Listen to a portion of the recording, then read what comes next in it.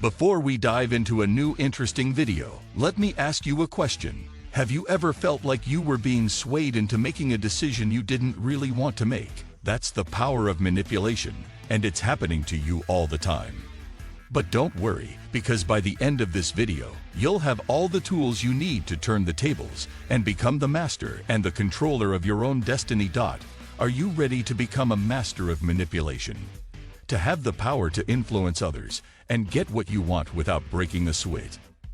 So let's get started and learn the powerful 7 tips that will unlock your mysterious abilities and make you the puppet master of your own life. Tip number 1. Flattery. There is a very powerful tool in flattery that can be used to boost someone's mood and gain their favor. Give someone a genuine compliment, and they will instantly feel better about themselves, and you'll gain their favor. Flattery has been shown to be a powerful tool because it strokes someone's ego and makes them feel important. Example, let's say you're trying to get a date with someone you like. Instead of telling them how attractive they are, try something like, "I love the way you have a passion for life, and it's so contagious, I can't help but be drawn to it." Tip number 2. Mirroring.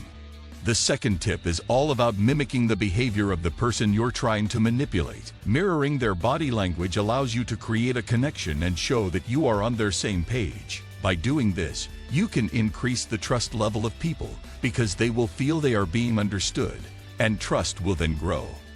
Example, if you're trying to win over a client, try to mimic their gestures and posture during your meeting. This will show them that you're in tune with their needs and can build a stronger connection.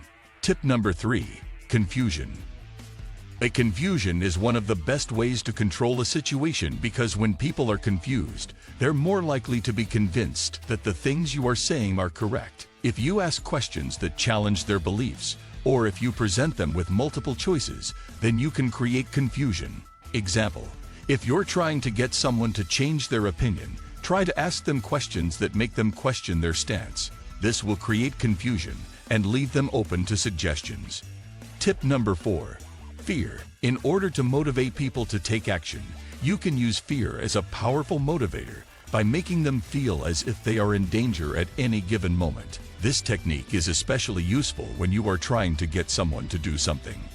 Example, if you're trying to convince someone to make a change, try to paint a picture of the negative consequences if they don't act. This will create fear and push them to take action. Tip number 5. Authority. The majority of people are naturally inclined to follow authority figures, which is why you can take advantage of this and project a sense of confidence and control by speaking in a calm, assertive tone, dressing professionally, and displaying confident body language during your meeting. Example, if you're trying to get someone to do something, try to assert your authority by speaking in a confident tone and making eye contact. This will show that you're in control and people will be more likely to follow your lead. Tip number 6. Scarcity. The scarcity factor is a powerful motivator since people are more likely to take action when they believe that something is rare or limited. You can take advantage of this by making people feel like they have to act quickly in order to get what they want. Example, if you're trying to sell a product, try to create a sense of urgency by saying that there's a limited supply or that the offer is only available for a limited time. This will make people feel like they have to act fast, and they'll be more likely to make a purchase. Tip number 7. Guilt. Guilt is like a weapon in the hands of a skilled manipulator. It is a powerful tool that can be used to make people do things they otherwise wouldn't do. And this is especially true when it comes to people who are sensitive to others' feelings and emotions. Let me give you an example.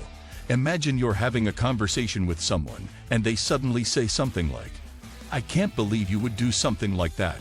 I thought you were better than that." Suddenly, you feel a pang of guilt and you start to question your actions. The person who manipulated you by using guilt is now in a position of power. They have the ability to steer the conversation in any direction they want, and you are more likely to comply with their requests due to your feeling of guilt. If you want to use guilt effectively, make the other person feel like they let you down or betrayed you in some way. Make them feel like they're responsible for your feelings and disappointments. So, there you have it, folks, the 7 tips of manipulation. Remember, knowledge is power, and being aware of these tactics will give you the power to resist them if you face them. Note: I strongly advise against using these techniques for unethical or harmful purposes. You still have a big problem despite having learned all of these powerful tips. You need more information to solve that problem.